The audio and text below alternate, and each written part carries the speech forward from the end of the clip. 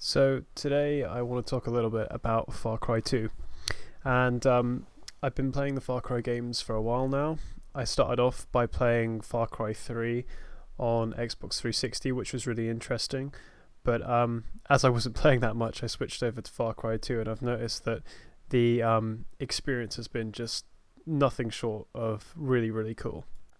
The thing that I really like about Far Cry 2 is the fact that it's so different from all the other Far Cry games.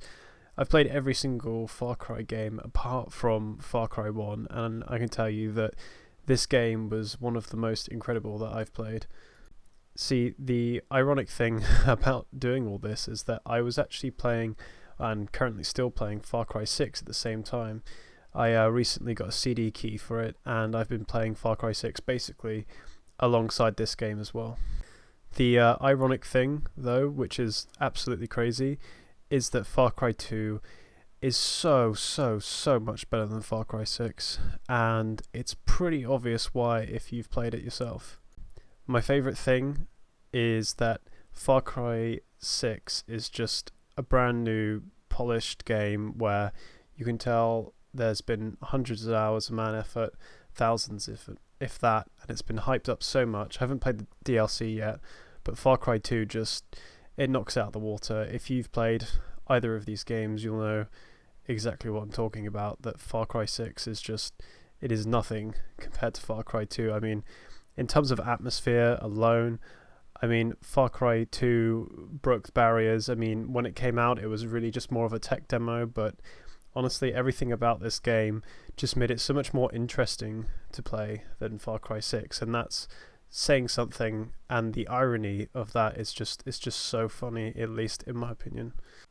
So as you can see in the story here, I'm showing the two endings that are available in Far Cry 2. So when you get to the end of the game, you get given a choice between blowing up a bridge or bribing guards with diamond casings.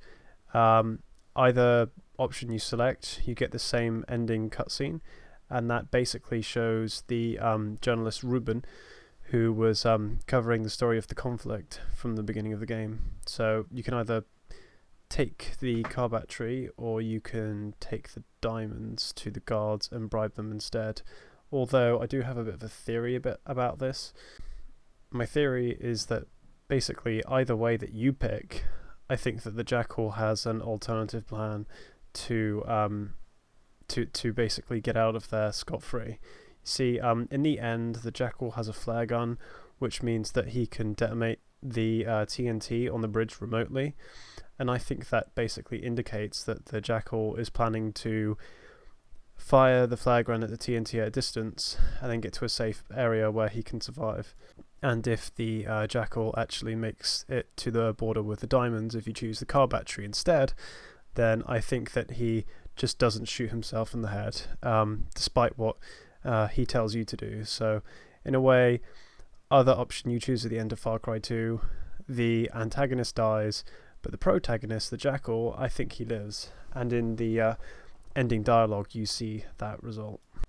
But again, you know, it all just depends really on your interpretation and view of the story. I mean, ultimately, I would probably say it's a good ending, but yeah, it really just ties the game together. But all in all, I would say that even though this had not great graphics, obviously compared to today's AAA games, it was just a completely amazing, fleshed out story, and it felt like you were invested in every aspect of it, and the characters. And if you take that to today's Far Cry 6, it's just at least in my opinion, one of them has so much more depth. You feel like you're in it, you're invested in the story and characters, and it's not overcomplicated. It's simple, but it's really effective, and I think less is more in this circumstance. I can honestly say that I'm so much more interested in the story of Far Cry 2 and so much more interested in the outcome of the story of Far Cry 2 than I am in Far Cry 6. I know that I shouldn't compare apples and oranges, but honestly, it's just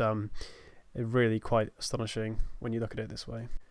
And yeah, that's about it. Far Cry 3 is probably the only one that comes close. I mean, I would put Far Cry 3 above Far Cry 2, but Far Cry 2 is just something special. The way that they've done things in this game, the way that reputation and the malaria mechanic work, Just a really cool, well done game, and really small in size as well. So I think it's definitely worth getting and at least trying out if you're new to the Far Cry series, or if you're just never played it before but you've played the other Far Cries.